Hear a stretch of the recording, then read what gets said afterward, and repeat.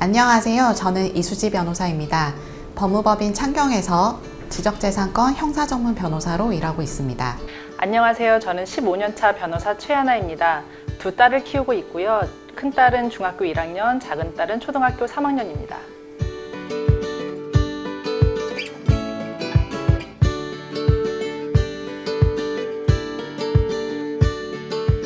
최근 기사를 보니까 초등학교 4학년의 95%, 96% 이상이 스마트폰을 보유하고 있더라고요. 또 실제로 10대 청소년이 하루에 평균 인터넷을 얼마나 이용하나 봤더니 PC로든 스마트폰이로든 하루에 8시간 정도를 인터넷을 이용하고 있다고 해요. 그래서 정말 이제 10대 청소년들한테 SNS라든지 스마트폰이 정말 일상화가 된 건데요.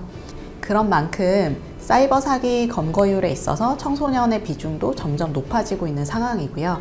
2016년부터 2020년까지 청소년들이 사이버 사기의 가해자로든 피해자로든 연루된 경우가 12만 명에 달한다고 합니다. 그뿐만 아니라 최근에 살인 예고 글도 되게 좀 문제가 됐었죠. 근데 이 글을 올린 사람들을 잡아봤더니 10대가 40% 정도 된다라고 해서 굉장히 충격적이었었는데요. 이제 저희 때랑은 달리 이제 하루 종일 이제 스마트폰으로 다른 사람과 소통할 수 있고 또 중고거래도 할 수 있고 여러 가지 일들을 할 수 있다 보니까 청소년들이 이런 사이버 사기라든지 뭔가 이제 재미 삼아서 이런 살인 예고 글을 올린다든지 아니면 저작권 침해를 한다든지 이런 사례들이 점점 증가를 하고 있는 상황입니다. 한 4가지 정도로 저는 실제 사례를 접했는데요. 기본적으로 아이들이 크리에이터나 인플루언서나 뭔가 소통을 하는 과정에서 저작권, 명예훼손, 그리고 초상권 이런 문제들에 휘말리는 경우들이 있어요. 유명 가수의 댄스 커버 영상을 올린다든지 연예인의 사진을 PD에 올린다든지 그리고 친구와 앱으로 소통을 하다가 뭔가 비난하는 글을 올려서 명예훼손이 문제되는 경우들을 생각해 볼 수 있고요.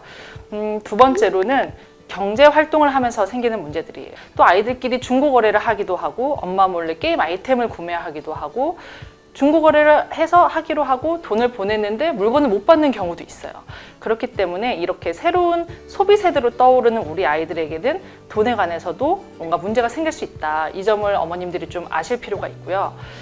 세 번째로는 낯선 사람들이 우리 아이들이 성적인 대상으로 생각을 해서 온라인 성희롱을 하는 경우들도 있어요. 그리고 심각하게는 온라인에서 만난 사람들이 오프라인까지도 만남이 이어져서 성범죄로 또 발전하기도 하거든요. 사실 굉장히 심각한 문제고 저희가 꼭 알아둬야 할 사례들이 있습니다. 마지막으로는 아이들의 가장 중요한 일상적인 학교 생활 그리고 친구 생활이 SNS를 통해서 하는 경우가 있다 보니까 사소한 말 한마디가 누군가의 마음을 아프게 해서 학교 폭력으로 비화되는 경우도 많습니다.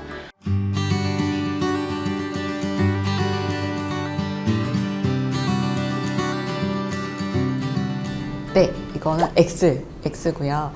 저희가 이제 TV라든지 인터넷에서 이제 너무 쉽게 노래를 들을 수 있고 또 접할 수 있다 보니까 노래를 사용하는 거는 무료다 아니면 마음대로 사용할 수 있다 이렇게 생각하시는 분들이 있으신 것 같아요. 근데 노래 하나를 생각을 해보면 일단 작곡가가 작곡을 하고요. 작사가가 노래 가사를 만들고 편곡을 하는 과정을 거쳐서 노래가 나오죠.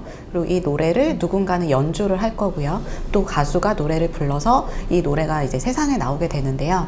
이 노래 하나에 이렇게 여러 사람들의 권리가 숨어 있고 이 권리가 바로 저작권이라는 권리입니다. 그렇기 때문에 이 노래를 허락 없이 사용하거나 이렇게 그냥 따라 부르게 되면 이건 역시 저작권 침해가 될 수 있어요. 그리고 춤도 마찬가지예요. 요새 그 경연 프로그램이 되게 인기가 많잖아요. 근데 그걸 보면 노래 하나에 어떤 안무를 짜기 위해서 되게 많은 노력과 시간이 들어간다라는 걸 알 수가 있어요. 그렇기 때문에 우리 법은 안무에 대해서도 저작권을 인정을 하고 있고요. 안무를 이렇게 누군가가 마음대로 베끼거나 누군가가 이렇게 따라 추는 것도 사실 저작권 침해가 될 수 있습니다. 다만 이게 저작권 침해라고는 하지만 권리자, 이 저작권자가 소송을 제기하거나 뭔가 이제 문제를 제기했을 때 이제 법적 문제가 현실화가 될 수가 있는데요. 이게 아무래도 홍보 문제도 있고 이제 팬심들의 문제도 있기 때문에 현실적으로 이제 문제를 제기하는 경우가 거의 없어서 이게 문제가 되지 않을 뿐이지, 실제로는 이게 저작권 침해이고 법적인 문제가 된다라는 거는 아이들도 분명히 알고 있어야 될 것 같아요. 이거는 X입니다. 사실 아무런 문제가 없다기보다는 어떤 상황이 되면 문제가 발생할 수 있다, 이렇게 말씀을 드릴 수 있는데요. 온라인에 이런 후기를 올리는 것은 좀 조심할 필요는 있어요. 왜냐하면 온라인에 올리는 건 여러 사람한테 전파가 될 수 있기 때문에 그 내용이 자칫 누군가를 비방하거나 의도적인 부정적인 후기라면 그것에 대해서는 명예훼손의 책임을 질 수 있습니다. 그래서 실제로 저희가 뭐 배달 어플리케이션 이런 것들 보면 굉장히 원색적인 비난 후기 때문에 괴로워하는 사장님들도 많으시거든요.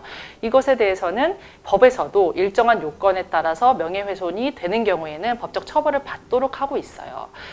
그렇지만 단순히 내가 사서 어떤 물건을 써봤는데 객관적인 이러이러한 근거를 가지고 이런 점은 좋았고 이런 점은 좀 아쉽다 정도의 의견 표명은 괜찮다고 보입니다. 그래서 어떤 물건에 대한 허위 사실을 기재하거나 의도적인 비방, 그리고 뭔가 이 댓글을 통해서 내가 환불을 받겠다는 목적 같은 것들이 드러나지 않는 한 내돈내산의 후기는 괜찮은 것으로 생각이 돼요. 네, 이거는 세모로 할게요. 왜냐하면 이게 상황에 따라 다를 것 같은데요. 일단 우리 법에서 정한 것을 보면 우리 법은 미성년자가 부모의 동의 없이 뭔가 물건을 사거나 뭐 계약을 하거나 이런 법률 행위를 할 수 없도록 정하고 있습니다. 그렇기 때문에 아이가 만약에 부모 몰래 게임 아이템을 샀다, 그러면 사실 취소할 수 있어요. 근데 다만 법이 어떻게 정하고 있냐면 취소를 원하는 사람, 그러니까 부모가 되겠죠. 이 부모가 아이가 부모의 동의 없이 물건을 샀다라는 거를 증명하도록 하고 있어요. 근데 이게 사실 쉬운 게 아니거든요. 이게 문제 상황은 아이가 집에서 엄마 명의 핸드폰으로 또는 이제 자기 명의 핸드폰으로 결제를 하더라도 부모 명의 신용카드로 결제를 한단 말이에요. 그러면 이제 게임 회사 입장에서는 이게 과연 부모가 산 건지 아니면 아이가 산 건지 사실 이게 분별하기 어려운 부분이 있어요.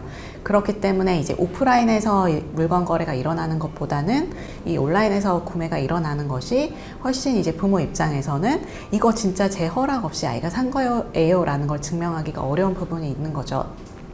그렇기 때문에 이제 게임 회사가 뭔가 환불을 요구했을 때 이거 정말 아이가 산 건지 부모가 산 건지 잘 모르겠다라고 하면서 여러 가지 좀 서류를 요구를 하게 되고요.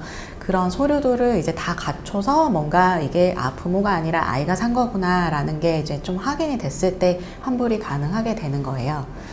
또 이게 한 가지 생각해 볼 문제는 만약에 아이가 한 번 이렇게 한 것이랑 두 번, 세 번, 여러 번 한 것이랑 또 다를 수밖에 없어요. 사실 이렇게 아이가 여러 번 부모 몰래 샀다라고 했을 때 과연 부모의 책임이 없다라고 할 수 있는가? 만약에 이게 부모가 좀 더 스마트폰 관리를 잘했더라면, 뭐 신용카드에 대해서도 좀 관리를 잘했더라면, 자녀 교육을 잘했었더라면 사실 이런 일이 여러 번 발생할 수는 없을 거잖아요. 그렇기 때문에 이런 경우에는 사실 부모의 책임도 상당한 부분 있기 때문에 이럴 때는 사실 또 전부 환불받기는 어려울 수는 있을 것 같아요. 그래서 평소에 이제 부모가 좀 아이들한테 잘 교육하고 예방할 수 있는 게 중요할 것 같습니다. 이거는 X입니다. 이제 저희가 폭력이다 라고 하면 이제 주먹으로 때리거나 뭔가 몸싸움을 하는 게 폭력이다 라고 생각을 하는데요. 저희 법에서는 학교 폭력을 되게 넓게 보고 있어요. 그래서 이런 신체적인 폭력뿐만 아니라 정신적인 피해를 주는 것, 재산상의 피해를 주는 것, 이렇게 돈을 뺏거나 뭐 와이파이 셔틀을 하거나 이런 것들도 다 학교 폭력으로 정하고 있기 때문에 뭔가 말로 이제 상처를 주거나 욕설을 하거나 이런 언어 폭력도 다 학교 폭력이 될 수가 있어요. 이게 폭력을 판단할 때는 내가 장난이었느냐가 중요한 것이 아니라 피해자가 어떤 감정을 느꼈느냐, 피해자가 얼마나 상처를 받았느냐 이런 것이 중요하기 때문에 부모 입장에서는 좀 아이들한테 이제 상대방의 마음을 좀 읽을 수 있는 것들을 가르칠 필요도 있을 것 같고요. 또 이게 학교폭력 설문조사 결과나 이런 것을 보면 사실 실제 폭력보다는 언어폭력으로 인한 피해가 월등히 많아요. 그러니까 실제 생활에서는 사실 언어폭력으로 인한 다툼이 더 많은 상황이거든요. 그렇기 때문에 부모 입장에서 이제 자녀한테 말 조심하라, 그리고 상처를 주는 말을 하면 안 된다, 이런 것들을 좀 꼭 가르치고 배우도록 할 필요가 있을 것 같아요. 제가 저의 SNS 활동을 어떻게 하는지 아이한테 얘기해주고, 그리고 SNS는 SNS일 뿐이다, 이런 얘기를 좀 많이 해요. 아이들은 친구들의 어떤 사진을 보면서 부러워하기도 하고, 또 재밌는 피드를 보면서 시간을 그냥 계속 낭비하면서 어떻게 보면 이 현실에서 좀 도피하는 것 같은 느낌도 좀 있더라고요. 그래서 엄마의 SNS도 별게 없는데, 사실 너는 엄마의 일상을 많이 보고 있으니 이 SNS는 나의 일상 중에 아주 극히 일부분이다. 우리가 되게 굉장히 집중하고 즐겁게 살아야 되는 건 현실 생활이다. 이런 것들에 대해서 얘기를 해서 이 SNS가 아이 머릿속에 뭔가 현실 세계보다 더 큰 세계로 자리 잡지 않도록 좀 뭔가 현실과 그 가상 세계를 자꾸 구별하지 못하고 어딘가에 집중하지 않도록 좀 교육을 하는 편입니다. 변호사로서 여러 사건들을 보면서 3가지 정도는 좀 꼭 알려줘야겠다라고 생각하는 게 있었어요. 그래서 첫 번째는 이제 소셜 네트워크 서비스, SNS라는 거는 결국 여러 사람과 연결되고 여러 사람과 만나는 공간이잖아요. 그렇다 보니까 이제 낯선 사람들, 내가 평소에 모르는 사람들을 만날 수밖에 없는데, 아이들 같은 경우에는 이제 나에게 잘해주고 선물을 주고 칭찬을 해주고 이러면 이제 사실 저 사람한테 호감을 가질 수밖에 없어요. 근데 이제 그런 호감이나 아이들의 순수한 마음을 이제 범죄의 대상으로 삼거나 이제 나쁘게 활용하는 어른들이 이제 있다라는 게 문제죠. 그렇기 때문에 아이들한테 낯선 사람의 어떤 선물, 낯선 사람들의 어떤 칭찬, 이런 것들에 대해서 조금 주의하고 경계하도록 할 필요가 있을 것 같고, 특히 그 과정에서 개인정보, 내 이름을 뭔가 이용하게 한다든지 개인정보를 알려준다라는 거는 정말 위험한 행동이다라는 거는 꼭 알려줘야 될 것 같아요. 그리고 두 번째는 최근에 이제 살인 예고 글 같은 경우도 대부분의 아이들이 어떤 나쁜 마음으로 글을 올렸다기보다는 모르겠지? 뭐 이게 뭐 큰 문제가 되겠어? 요런 생각을 가지고 이제 올렸던 게 대부분이었는데요. 이 인터넷이라는 공간은 어느 공간보다도 다 기록이 잘 되고 몇 년 전에 했던 것들도 사실 다시 되살릴 수 있고 모든 것이 남는 공간이다라는 걸 아이들한테 좀 꼭 알려줘야 될 것 같아요. 그래서 내가 몇 년 전에 했던 글들, 내가 남겼던 영상들, 이런 것들이 언젠가는 다 돌아올 수 있고 이제 언젠가는 나를 이제 공격할 수도 있다라는 것들을 좀 알려줘야 될 것 같고요. 마지막으로는 이제 언어폭력도 얘기를 했지만 어떤 사람을 아프게 하고 사람한테 상처를 주는 것, 모든 것들이 사실 폭력이 될 수 있고 성범죄들도 그런 관점에서 판단이 되고 있기 때문에 내 관점이 아니라 상대방의 관점에서 좀 판단하고 생각할 수 있도록 좀 아이들을 교육시켜야 될 것 같아요. 그래서 이게 지금 당장 상처를 준 말들이 뭔가 학교 폭력이라든지 범죄가 되진 않더라도 변호사 입장에서 보면 몇 년 전에 했던 말들, 어떤 이런 상처들이 사실 몇 년 뒤에 다른 방식으로 되돌아오는 경우를 되게 많이 보거든요. 그렇기 때문에 아이들한테 네 입장이 아니라 상대방의 입장에서 생각할 줄 알아야 된다라는 거를 좀 알려주고 교육할 필요가 있을 것 같아요.